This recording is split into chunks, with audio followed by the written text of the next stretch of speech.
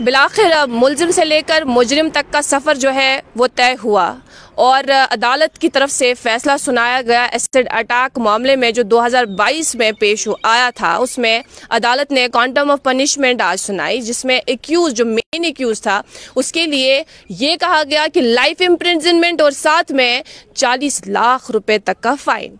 जो मेन एक्यूज़ड है उनका जो केस लड़ रहे थे इन ट्रायल्स के दौरान, इस वक्त हमारे साथ बराह रास्त मौजूद हैं।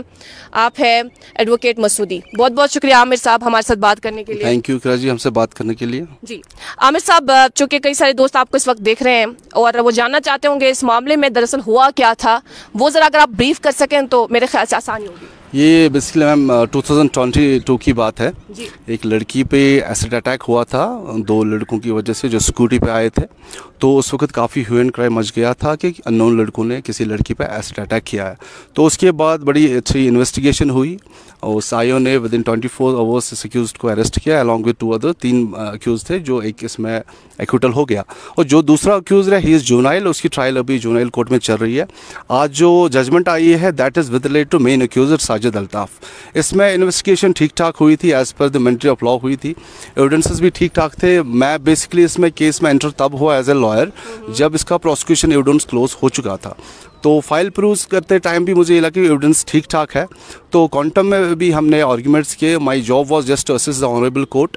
जैसे कश्मीरी बोलते हैं कि किसी ने केस हारा, किसी ने केस जीता, it's not like that. The job of a lawyer is to assist the honourable court in the point of law, क्योंकि कोर्ट है, कोई अखाड़ा नहीं है जहाँ पे लड़ना है। सेकंड चीज़ जो आज जज साहब की जजमेंट आई है, even being a defence counsel of main accuser, I am not satisfied with the contents of judgement. ये it's a kind of harsh judgement over the accuser, because first time offender है, first time किसी FIR में involve हो गया। Still उस चीज़ को avoid करके जज साहब ने it's very harsh judgement which has been passed over the accuser. Second point of view is that fine is very much high. जो लास्ट जजमेंट है in that judgement was 10 lakhs rupees, but without calculating the family background of the accused, it's a basically very huge amount which has been awarded to the accused, that is 40 lakhs। जी, अब मुझे इसमें तो अभी challenge है, ठीक है, नीचे के कोर्ट का फैसला आ गया, लेकिन हाई कोर्ट के दरवाजे खुले हैं and definitely we are going for appeal before the high court. अच्छा, मतलब अब आप हाई कोर्ट जाएंगे इसके लिए, इसके खिलाफ अपील करने के लिए। हमें ये बताइएगा, जो आपने दलाइल सामने रखी कोर्ट में और आपने कहा कि आप बेसिकली तब एंटर हुए हैं जब ये मामला मुकम्मल हो चुका था ऑलमोस्ट। ऐसे में आपका ये भी कहना था कि क्वांटम ऑफ पनिशमेंट के हवाले से जो लाइफ इम्प्रिजनमेंट से मिली है, इसके लिए आप हाई कोर्ट में अपील करेंगे या जो 40 लाख रुपए फाइन हुआ है इस हवाले से अपील करेंगे? क्या आप we are going to basically challenge the whole judgement. हम एक ही पार्ट को हाई कोर्ट में चैलेंज नहीं करेंगे।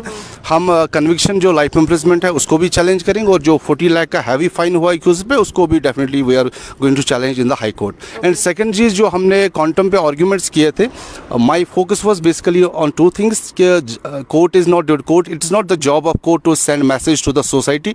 ये क्लियर हो चुका है by the judgements of Supreme Court कि कोर्ट जजमेंट देते टाइम मैसेज नहीं भेज सकता है सोसाइटी को कि ऐसे होना चाहिए, वैसे होना चाहिए। सेकंड चीज़ है कि कल वहाँ पे विक्टिम भी आई थी, we can show our sympathies to that sister. और court can not driven by the emotions. Court में गुंजाइश नहीं होती है इमोशंस और जज्बातों की। कोर्ट का काम है according to facts and according to law of the land फैसला सुनाना, जो आज आया है। But basically we are not satisfied with that judgement. Definitely as being the defence counsel for the accuse, he has every constitutional right to challenge the judgement. तो अब आपकी नजरें हाई कोर्ट की ओर जाएंगी? बिल्कुल, डेफिनेटली हम तो हाई कोर्ट डेफिनेटली चलते हैं। We are having right. बहुत बहुत शुक्रिया हमारे से बात करने का। Thank you so much. Thank you so much.